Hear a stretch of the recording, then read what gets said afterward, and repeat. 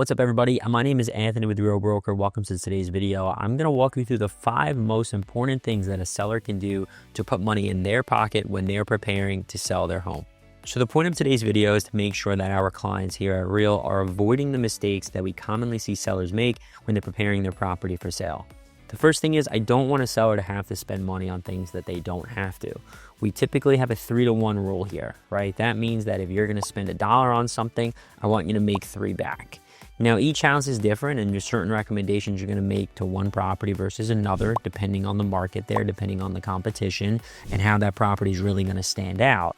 But at the end of the day, the last thing that we want to do is have a seller spend money on things that is not actually going to give them a return.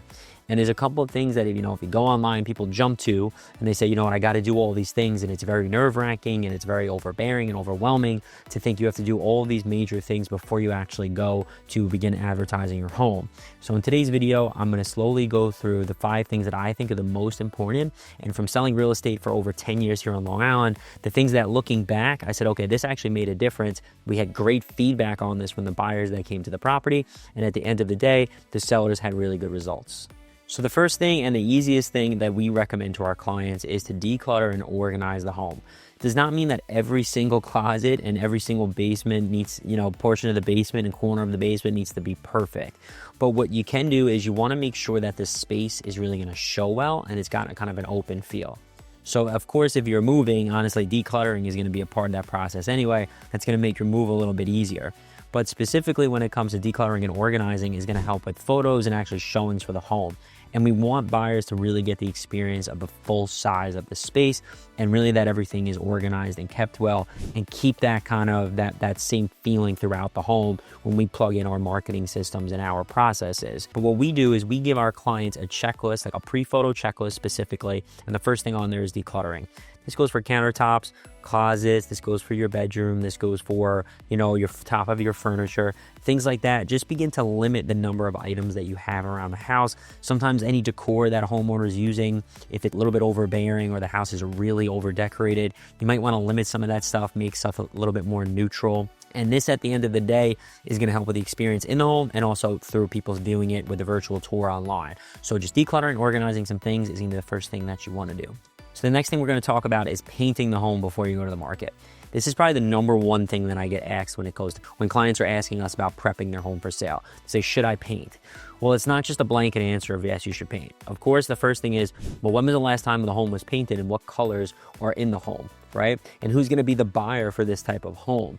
So if the home has all different colored rooms and they're really maybe dark colors, or maybe it was done like 10 years ago, or it's faded paint or a little bit overbearing, we might recommend painting. But painting is very expensive, especially here on Long Island. So it's not something that I'm just recommending to every single seller saying, yes, you have to paint your property and you're going to get more money. It all depends. The property might have been painted 10 years ago, but the colors are very neutral. They're a grayish or a beigeish or a white color. Anything of those solid colored bases, or even like a light green, and it might be a little bit easier and not pop and take over the room. And buyers might be able to envision their own belongings there in their home and living there if it's more of a neutral color. So generally with painting, yes, it does help, but you really got to understand the color of the house now and who the buyer for your home is. And I would say the second thing with painting is, if you've got a lot of molding and trim in the house, if you do spend money on maybe not even the colors of the walls, but just on touching up those moldings, the spots that everybody touches, by the door, by the handle, in between breezeways in the house that get banged up a lot. If you can get a nice semi-gloss, Benjamin Moore, Sherwin-Williams, whatever, do one coat over any of that trim, maybe if there's crown or wainscoting, that's really going to give it a clean, fresh look. Anywhere on the base moldings there, touch up any of that. That's going to go a long way when it comes to showing the property. Usually in photos, you're not going to notice any blemishes that way anyway, but when you're in the home, it gives the buyer that clean, kind of fresh feel that always helps. All right, the third thing on our list is getting your systems, the main systems in the house, tuned up before you go to market. Most buyers are going to do a home inspection, and the easiest thing for them to negotiate is an issue with some of the main mechanicals of the house. Right now on Long Island in 2026, it's February right now, sellers for the most part have leverage in the market. But typically when someone's making an offer on a property, and I'll negotiate this most of the time for my clients, especially if I'm on the selling side of it, right? That they can do a home inspection, but we're not looking to negotiate except maybe on major ticket items. There's a major issue with the home, any buyer's probably going to ask for it. Of course, foundation and water leak is just one separate thing, but what a buyer wants to know is some of those big ticket items, that they're in good working order, and if they're older, they at least were maintained well over the years, because an older system that was maintained well will last longer than an older system that's not, right? So if we can give that to a buyer and have proof that the systems have been recently worked on, any repairs have needed to be made, they give you that little ticket that you hang on, you know, the oil burner or the AC system, put the sticker on there on the air handler in the attic where nobody goes until you want to sell, right? If you can show proof that the system has been worked on, it has been serviced, and everything's in good working order from a licensed plumber or an HVAC technician, it gives buyers a peace of mind that, okay, even if the system is older, out of it. And the idea is that we don't want to give the buyer any easy leverage, and we want them to have the feeling that the home was well cared for over the years, even if it is an older mechanical system.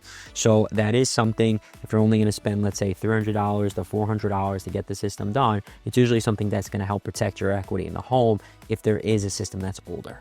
All right, guys, so number 4 on our list is going to be curb appeal, and it's going to be cleaning up a little bit of landscaping. So first impressions are everything, whether you're talking in real estate or you're talking about any product that you're trying to sell, right? We want them to have a good feeling when they approach the property. If it's the winter time, obviously we're going to make sure that the snow is handled properly, parking is easy, it's cleaned up, it's manicured. I'm listing 2 properties this week. We have about a foot of snow on the ground, but the properties are well manicured even with the snow. It's fine. Every house they look at is going to have snow. So it's not so much about the time of year, but if you are listing in the spring and the summer, take that minute to maybe just have some mulch pulled down, to have the flower beds, you know, weeded, have stuff a little trimmed up and organized a little bit. This is going to make a big impression when buyers first roll up to the property. And we want them to have that first feeling of, oh, wow, this is nice. It's, you know, it's been maintained, and just kick things off going in the right direction. A lot of that stuff, a lot of my clients, they'll just do it by themselves. You don't have to spend thousands of dollars on a landscaper to come and do all of this. It's just the little things. Trim the hedges in front of the home, maybe put a little bit of mulch in the beds, or plant a couple annuals, pick up that nice tray from Home Depot, throw those in the ground. But putting some flowers in, making sure that first impression is good, and just having the front of the property well manicured is going to go a long way when it actually comes to buyers having a good feeling and writing you the best offer possible. So last on our list here, the 5th thing that we're going to recommend is your photo prep. And it's not the least important. It's actually probably the number 1 thing. But prepping properly for the photos is going to really make sure that you're keeping your equity safe when it goes to listing your property to the market. So in our process here, what we recommend to our clients is we give them a full pre-photo checklist and a bunch of items to pay attention to that they can do to make the photo prep easy for them. Typically, I show up, or my team member shows up about 30 to 40 minutes before the photos anyway, to help organize a few things and make sure the property looks perfect. Things that you want to do for photo prep, we also offer this just a part of our package, but at the end of the day, making sure that you have newer comforters, new bedding, neutral colors, you know, beiges, whites, things that are in now, shades, light shades of blue, things that are going to be neutral and work for everybody, and they're easy little things that you can do. What we do a lot, most of the time, is I'll bring a nice comforter, a couple of throw pillows, and I'll move them to the different rooms as we're shooting each bedroom. When a buyer comes in, it's okay, but I want them to have that first impression online, get through a couple of photos and say, this house is great, I need to call Anthony and get in there right away. That's what we want to do. So I want to make sure that those photos, we've prepared properly for them and they look the best that they possibly can look.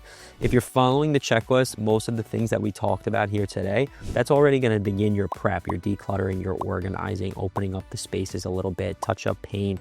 But if we make those photos look the best that they possibly can by just doing a little bit of staging, maybe, you know, decluttering some countertops, putting a small flower in there, little things like that, making sure the furniture is all angled properly, everything is neat and clear, the property is going to photograph the best that it possibly can. The drone, the floor plan, all that together is going to pull a really nice product and a good impression for buyers when it comes to the market. So really having a good pre-photo checklist plan from your broker is going to separate you from the competition out there. Well, guys, thank you so much for tuning into today's video on how to best prepare your property before you go to the market.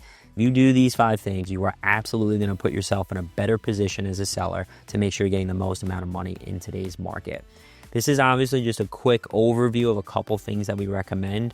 If you'd like a copy of our pre-photo checklist or have any of these things a little bit more forward, just reply to this channel. You can put on the bottom either a comment if you're on YouTube or Instagram, just say pre-photo. I'll be happy to send that over to you so you can get an idea of some things that we do. And at the end of the day, the first thing you're going to do is get a consultation. We come over, we look at the property. It doesn't matter if you want to sell now or you're thinking about selling in the next year.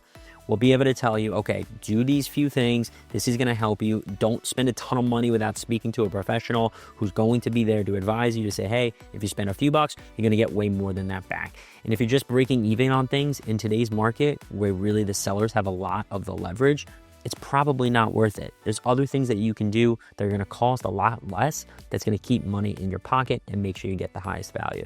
Again, my name is Anthony with Real Broker, and thanks for tuning in.